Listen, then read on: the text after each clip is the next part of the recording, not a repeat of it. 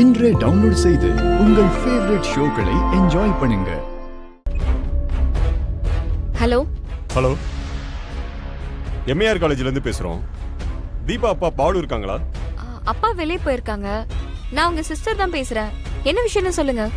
அம்மா, உங்க அப்பாவை கொஞ்சம் காலேஜ் வர சொல்லுங்கம்மா. என்னாச்சு சார்? ஏதாச்சும் ப்ராப்ளமா? பிரின்சிபாலும் ஹெச்ஓடியும் ஏதோ பேசணும்னு சொல்றாங்கம்மா. உடனே வர சொல்லுங்கம்மா.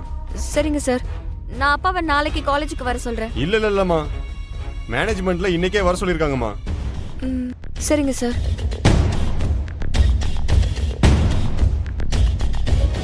எங்க போனா இவ? வீட்ல யாரும் இல்ல. சார்ஜ் வேற இல்ல.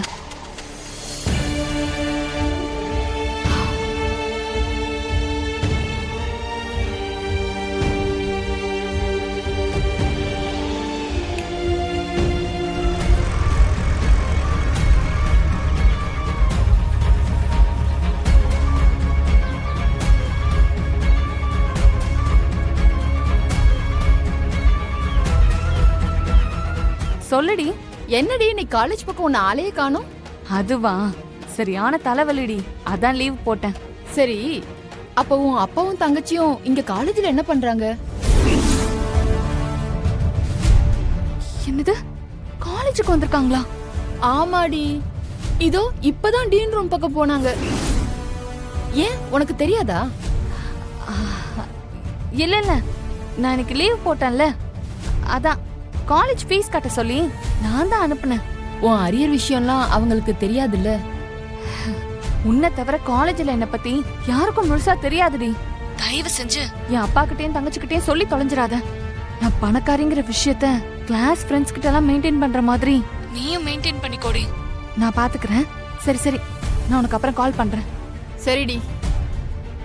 சார், தீபா பேரண்ட்ஸை வர சொல்லியிருந்தீங்கல்ல, அவங்க வந்துட்டாங்களா? ஓகே, வெளியில தான் வெயிட் பண்றாங்களா? ஓ வந்துட்டாங்களா?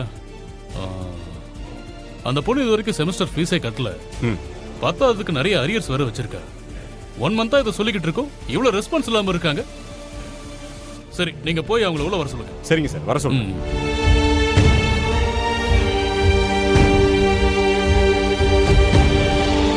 மேடம், தீபாவோட பேரண்ட்ஸ் எங்க?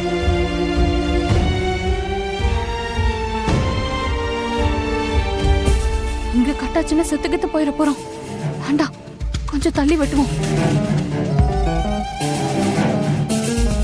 இது ஓகே.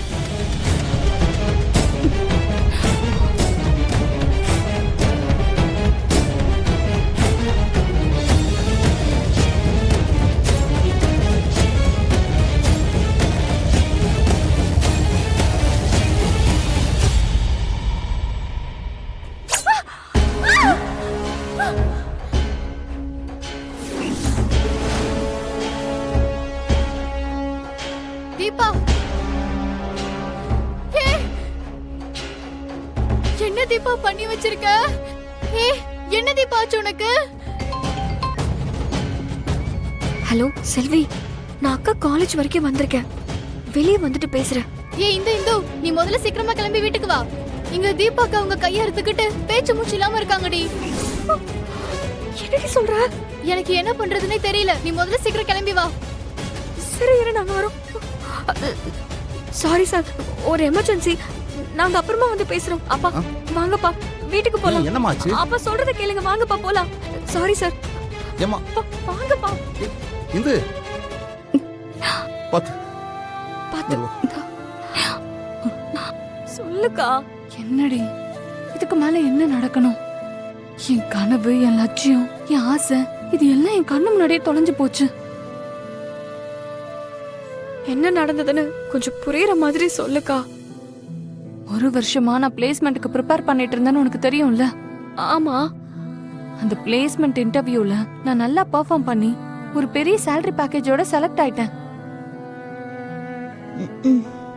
ஆரம்பிச்சிட்டா. ஆனா இப்ப திடீர்னு ப்ராம்ப்ட் இன்ஜினியரிங், மிஷின் லேர்னிங் இதெல்லாம் முடிக்கல. அதெல்லாம் இப்ப 3 மாச கோர்ஸா முடிச்சாதான் அந்த வேலைன்னு சொல்றாங்க. அவங்க சொல்ற இன்ஸ்டிடியூட்ல ஜாயின் பண்றதுக்கு 3 லட்சம் ரூபாய் ஃபீஸ். 3 லட்சமா?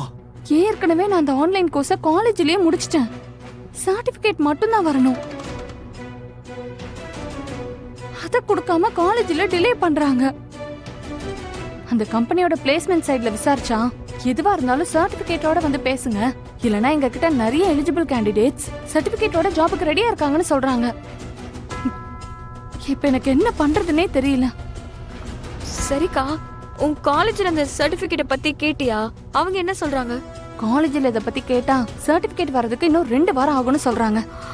அதுக்குள்ள இந்த பிளேஸ்மெண்ட்டே க்ளோஸ் ஆயிடும். அந்த கோவத்துல தான் மேனேஜ்மெண்ட்ட பத்தி யூனிவர்சிட்டிக்கு நான் ஒரு கம்ப்ளைண்ட் மெயில் அனுப்புனேன். அது காலேஜுக்கு எப்படியோ தெரிய வந்து, நீ எப்படி காலேஜ் பத்தி யூனிவர்சிட்டியில கம்ப்ளைண்ட் பண்ணலாம்? உன்னோட ஃபைனல் இயர் இன்டர்னல் மார்க்ஸ் எங்க கையில தான் இருக்குன்னு சொல்லி மிரட்டுறாங்க. சர்டிபிகேட் வரலனா கம்ப்ளைண்ட்டை வாபஸ் வாங்க மாட்டேன்னு ஸ்ட்ராங்கா சொல்லிட்டேன். அதான் உங்ககிட்ட பேசி கம்ப்ளைண்ட்டை வாபஸ் வாங்க வைக்கிறதுக்கு உங்களை காலேஜ் கூப்பிட்டுருப்பாங்கன்னு நினைக்கிறேன். என்ன ஆனாலும் சரி, நான் அந்த கம்ப்ளைண்ட்டை வாபஸ் வாங்க போறது இல்ல. நான் சீக்கிரம் வேலைக்கு போனாதானே நீ ஆசைப்பட்ட மாதிரி டீச்சர் ட்ரைனிங் படிக்க முடியும். அப்பாவும் இன்னும் எத்தனை நாளைக்கு தான் வேலைக்கு போய் கஷ்டப்படுவாரு? அவருக்கும் கொஞ்சம் ரெஸ்ட் கொடுக்கலாம் தான் நினைச்சேன். ஆனா இப்ப பாரு, எல்லாமே கைவிட்டு போயிடுச்சு. வாழ்க்கையே வெறுக்கிற மாதிரி ஆயிடுச்சு. இதுக்கு என்ன பண்றதுன்னு தெரியாம அவசரப்பட்டு இப்படி பண்ணிட்டேன்.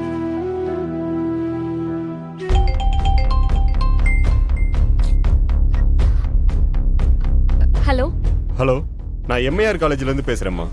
இங்க பாருங்க சார், நீங்க எதுக்காக கூப்பிட்டீங்கன்னு என் அக்கா சொல்லிட்டா. அவ மேல எந்த தப்பும் இல்ல. நீங்க சொல்றத நாங்க நம்ப தயாரா இல்ல. எங்க அக்கா தான் எங்களுக்கு முக்கியம். தயவு செஞ்சு போனை வச்சிருங்க. அம்மா இருமா, நான் என்ன சொல்றேன்.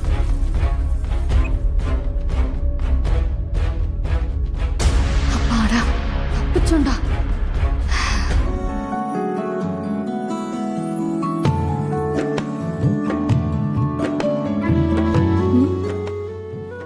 என்னை கேட்காமலே எனக்கு என்ன தேவைன்னு சரியாக செய்கிற ஒரே ஆள் யாருன்னா அது நீயே தான் இருப்ப சுகுணா.